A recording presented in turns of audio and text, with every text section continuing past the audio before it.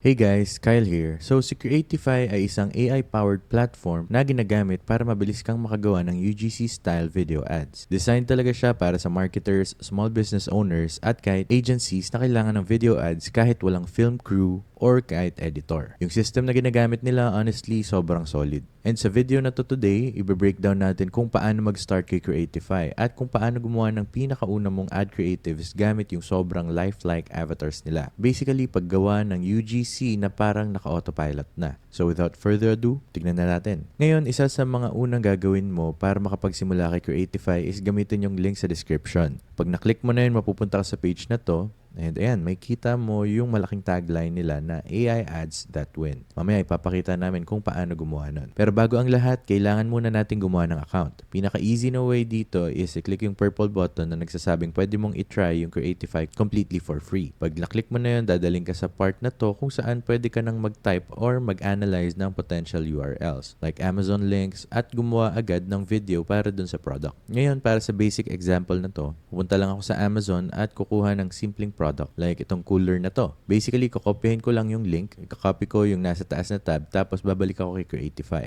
Ipapaste ko yun dito and i-click ko yung Analyze URL button. After nun, gagawa lang ako ng quick account. Simple lang to. Ilalagay mo lang yung email address mo at gagawa ka ng password. Pag nailagay mo na yung email mo, i-check mo lang yung inbox mo and make sure na ma-verify mo yung email. Tapos ayan, click here to login button. At diretso ka na makapasok sa loob ng platform. Ayan, may kita mo na ang daming pwedeng gawin dito. And dadaanan natin lahat ng to, step by step, para mag-gets mo exactly kung paano gamitin tong platform na to sa best way possible. Sa taas, may kita mo yung featured products na basically mga AI video ads, avatar videos, at syempre yung mga popular tools nila. Kasama dito yung product videos, paggawa ng sarili mong avatar, AI shorts, pati na yung batch mode, na pwede kang gumawa ng maraming video variations ng mga existing video ads. Sobrang helpful ng gantong tool and honestly, nakita kong magagamit to ng halos kahit sino na gustong gumawa ng maraming content, lalo na pagdating sa advertisements. Isa sa mga una kong gustong ipakita dito, higit sa lahat is yung AI video ads. I-click lang natin yung Create Now button dito, pero bago yun, gusto ko munang i-highlight na kung sakaling hindi ka pa super confident gamitin to after ng video na to, meron silang mga knowledge base at educational modules na pwede mong daanan para matutunan mo talaga kung paano gamitin tong platform sa best way possible. And kung paano ka makakagawa ng sobrang gandang UGC video ads gamit ang AI avatars. Pero for this video, ipapakita ko na lang muna kung paano siya gawin agad. Basically, i-hit ko lang yung Create Now button and babalik tayo dun sa first page na nakita natin kanina. Gagawin lang natin is bumalik ulit sa Amazon, kopyahin yung link ng product, i-paste yung link dito, at i-click yung Analyze URL button. Maglo-load lang to ng konti habang kinukuha niya lahat ng details at binibigyan tayo ng idea kung paano yung gagawin natin dito. Habang naglo-load yan, i-explain ko muna kung paano gumagana tong platform. Basically, kay Creatify, gumagamit ka ng artificial intelligence para gumawa ng AI-generated UGC ads. Ito yung mga klase ng ads na sobrang effective, lalo na pag physical products yung binibenta mo. Especially kung nasa Amazon Marketplace ka or may e-com Shopify store ka. Ayan, as you can see, may na-generate na agad siyang interesting stuff dito sa baba. Silipin natin at tignan kung ano yung binigay niya sa atin. Yung una dito is yung brand or product name. Sa case na to, automatic siyang hinugot mismo from the Amazon link. Tapos sinabi agad kung ano exactly yung product, which is yung Coleman Classic Series, insulated portable cooler. Tapos meron din siyang product description na galing din mismo sa Amazon page. Tapos sa pinakababa, pwede tayong pumili kung anong klaseng assets yung gusto natin gamitin para sa UGC video. Basically, yung ginagawa niya dito is nag-ikot na siya sa iba't ibang reviews. Mga internet people, kahit sino na gumawa na ng video about sa cooler na to, tapos kinukuha niya yung mga videos na yon and ginagawa silang assets na pwede natin gamitin sa sarili nating video. Super helpful nito, lalo na sa UGC at sa paggawa ng content na pang-advertise ng product. Ayan. As you can see, pwede akong pumili ng kahit alin sa mga assets na to. Meron ding option na mag-upload ng sarili kong assets from my own computer. Kung meron akong sariling videos nitong product, for now, pipili lang muna ako ng ilang videos dito. Hindi naman super big deal kung alin yung piliin mo. Yung isang to mukhang okay naman, pinakita niya yung overall size ng cooler. Hahanap lang din ako ng mga videos na medyo maiksi lang kasi ayoko na masyadong humaba yung ads ko. Tas ayan, may kita mo rin na minsan auto-selected na yung ibang assets na gagamitin niya for you, which is super helpful lalo na kung wala ka pang idea kung ano yung pipiliin mo. Nice lang siya, honestly. Pero once na napili na natin lahat dito, hit lang natin yung next button sa pinakababa, tapos pipili na tayo ng video settings, right? Kung saan natin siya i-upload. Pwede mo siyang i-upload directly sa mga social platforms na to or pwede rin sa general universal platform which is Creatify. And syempre, meron din yung aspect ratio. Kunwari, gusto natin na naka-format specifically for 9:16. Basically, yung pang cellphone lang, right? Or kung gusto mo naman ng 16:9, yung usual na video size for YouTube or kung ano man. Meron ding 1:1 option na square lang. So, simple lang talaga. Walang komplikado dun. Next, meron tayong duration. 15 seconds, 30 seconds, or 60 seconds. Pwede kang pumili kahit alin dito. Pero personally, recommended kong mag-stick ka sa 30-second option. Karamihan sa mga ads na nakita kong nag-work nasa around 30 seconds lang. Hindi siya masyadong mahaba, hindi rin sobrang ikli. Parang yun na yung enough time para maibigay mo sa mga tao yung hinahanap nila. Yung language dito is English, tas meron na tayong target audience. Pwede naman nating i-type kung ano mismo yung gusto natin. Pero meron ding mga pre-selected audiences na sinuggest nila na pwedeng maging interested. So gagamitin na lang natin yung ilan dito para hindi na tayo mag-effort, mag-research at mag-figure out pa. Helpful lang talaga siya. Tapos once na start na natin lahat yan, hit lang natin ulit yung next button dito. Tapos mapupunta na tayo sa AI-generated scripts. Yung mga scripts na to, sila yung babasahin ng AI avatar sa loob ng video. And marami kang pwedeng gawin dito. Pwede mo talagang palitan yung mismong script. And kung di mo trip yung sinasabi, pwede mong i-edit diretsahan by simply typing lang. And hindi gumagana yung Command Z dito. Pero basically, pwede mong ayusin yung script kung paano mo gusto. Tapos meron ding option na palitan yung tone, which is super helpful.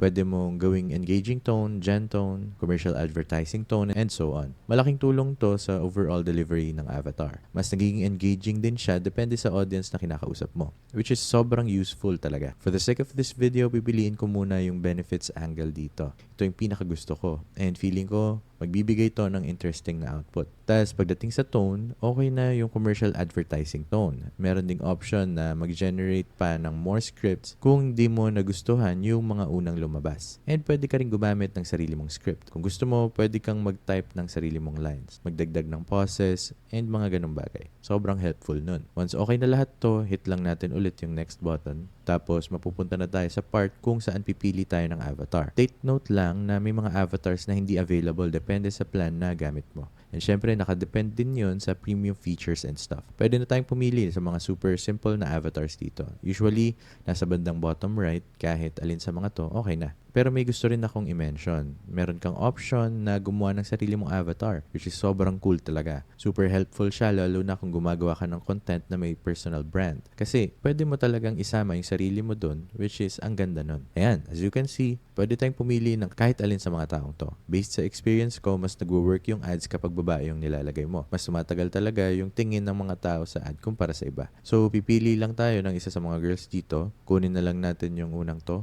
Meron ding option na piliin kung ano itsura niya. Kung indoor ba, outdoor, or kung ano man. For now, piliin lang natin to para lang matapos. Tapos, hit ulit natin yung next button. Once nagawa na natin yan, magsisimula na siyang gumawa ng storyboard. Basically, bibigyan ka nito ng idea kung paano magpe-play yung video. Scene by scene, step by step. Makikita mo kung ano yung pwede mong baguhin. Kung gusto mo pang mag-edit or kung paano mo gustong i-deliver yung AI script na ginawa na niya. And kung paano mo siya gustong ituloy from there. As you can see, magtatagal lang to ng ilang seconds dito. Medyo mas matagal lang tong part na to kasi mas AI-centric siya. Boom, ganyan lang.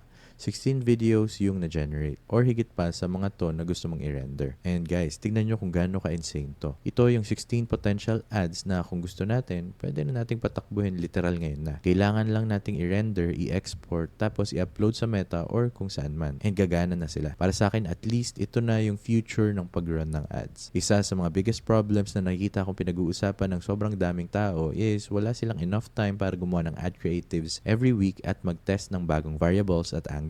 And itong tool na to, basically sinosolve niya na yan by just giving us great finished products na may text at overlay. Kunwari, silipin lang natin saglit. Real quick example lang. Meron ditong product presenter 1 or yung dynamic vanilla 1. I think pipiliin natin yung product presenter 1 dito. So, i-hit ko lang yung play button. And ito.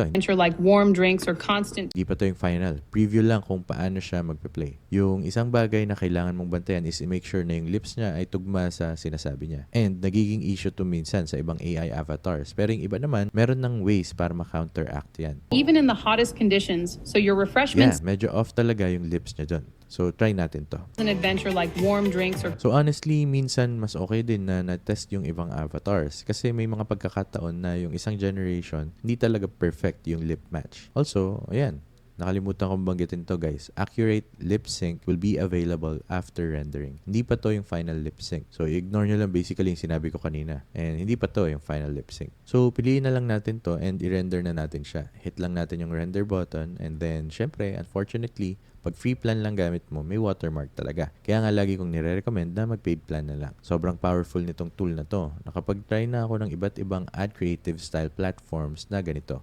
And honestly, parang ito yung may pinakamaraming features. Talagang nagme-make sense siya sa akin pagdating sa paglabas ng mga ad variables at ad creatives ng sobrang bilis. Habang naka-maintain pa rin yung mataas na quality, which is sobrang big deal. Pero for the sake ng video na to, hindi muna natin tatanggalin yung avatar or yung watermark pala. I-render na lang natin yung video, tapos dadalhin tayo nun sa My Projects folder kung saan magsisimula na siyang mag-render ng video. And yan, ganun lang kadali, right? Hahayaan lang natin siyang naka-standby dun habang nagre-render. Once tapos na yung rendering, magmamatch na yung lip sync. Maayos na lahat and ready na siyang gamitin. Now, habang hinihintay natin na matapos yung pag-render, sisilipin muna natin yung pricing plans and ibe-breakdown ko lang kung ano yung pwede nyong i-expect kung gusto nyong mas masulit pa yung paggamit ng platform na to. As you can see, meron silang starter plan na around $33 a month, Pro plan na nasa $69 a month, Ad Max plan na nasa $29 a month, tapos yung Enterprise plan na most likely hindi naman kailangan ng karamihan sa inyo, pero kung big company ka, pwede rin. And isang bagay lang na gusto kong i-mention is yung tinitingnan natin ditong yearly plans, which is may around 30% off kumpara kung magma-monthly plan ka, na mas mahal talaga. Pero kung gusto mo lang mag-try or dip your toes, okay na okay din naman yung monthly plan. Pwede ka talaga magsimula doon. Ayan, makita mo rin na may 100 credits per month kang pwedeng gamitin. Meron din yung remove watermark feature na for sure, yun yung hinahanap ng karamihan sa inyo. Lalo na kung gagamitin nyo yung ads sa Meta. Tapos meron din lahat ng tools dito sa baba. Yung basic avatar library, 9:16 aspect ratios, yung ability na mag-generate ng videos hanggang 2 minutes. Tapos syempre, habang tumataas yung presyo ng plans, mas dumadami rin yung features at mas lumalawak yung mga pwede mong gawin, which is super helpful talaga. Pero balik muna tayo and tignan kung rendered na yung video natin. Nasa around 42% na siya dito. Isa pang gusto kong i-mention is yung pag-render ng mga videos na to. Minsan talaga medyo tumatagal. Pero yung magandang part sa ads is once na-render mo na siya, hindi mo na kailangang i-render ulit ng paulit-ulit. Pwede mo na siyang i-upload sa ads manager mo at magsimula ng i-run as finalized ad.